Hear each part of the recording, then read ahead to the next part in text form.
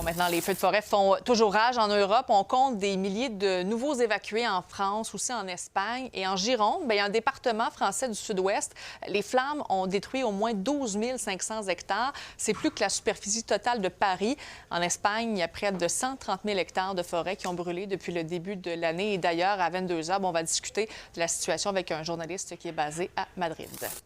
Et ça brûle aussi au Canada. Il y a une centaine de nouveaux feux qui ont été recensés depuis 24 heures au pays. C'est particulièrement difficile, je vous dirais, au nord de l'Ontario, où il y a plus de 150 incendies qui sont hors de contrôle.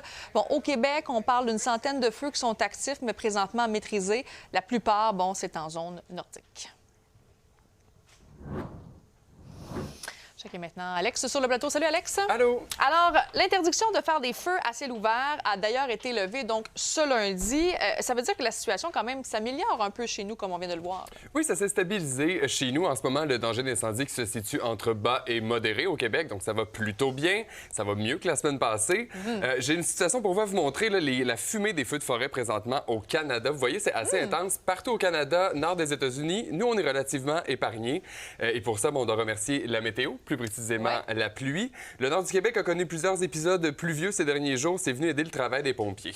Même si la pluie ne vient pas nécessairement éteindre un feu de forêt massif, elle va quand même venir ralentir la propagation des flammes, premièrement. Mais la pluie peut aussi nettoyer l'air de la fumée, donc améliorer la qualité de l'air.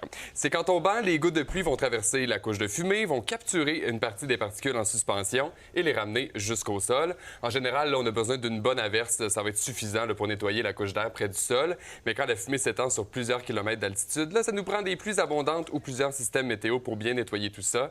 Mais tout ça est temporaire. S'il y a toujours des feux, bien, après la pluie, la fumée peut revenir. Bon, et là, c'est aussi à cause des vents si on reçoit la fumée des feux du nord de l'Ontario. Oui, à cause des vents en altitude, là, le gros des feux de forêt, bien, les gros feux de forêt produisent d'immenses colonnes d'air chaud. L'air chaud monte, donc la fumée se retrouve à plusieurs kilomètres d'altitude. C'est là où elle va être transportée par les vents rapides et soutenus. Deux caractéristiques des vents en altitude peuvent souffler jusqu'à 150 km à l'heure. C'est énorme. Donc, la fumée peut voyager sur des milliers de kilomètres en raison de ces vents-là. Par exemple, l'an dernier, l'Europe avait reçu la fumée des feux du Québec, un voyage de 7000 km. Donc, ça peut faire le tour assez rapidement. Vraiment, vraiment. Et là, la fumée aussi qui est venue brouiller les prévisions météo, explique-moi donc. Oui, c'est arrivé la semaine dernière. C'est un point qui est fascinant. La fumée des feux de forêt peut changer la météo, peut changer les prévisions. La conséquence la plus observable, c'est la diminution de l'ensoleillement. Donc, la fumée agit comme un voile. Il y a moins d'énergie du soleil là, qui atteint le sol. Ça freine la montée du mercure. Ça réduit aussi l'énergie qui est disponible pour la formation des orages. Et à l'opposé, cas très extrême quand même, la fumée des feux de forêt peut créer ses propres orages parce qu'il y a des courants ascendants qui montent et créent des pyrocumulonimbus, donc des nuages d'orage. Et c'est comme des vrais nuages d'orage, là. Ça produit de la pluie, de la grêle, des fortes rafales et de la foudre qui peut malheureusement déclencher de nouveaux incendies. Tout à fait. Donc, pyrocumulonimbus, c'est ça? OK, je vais me pratiquer en fait. Merci, Alex. Salut.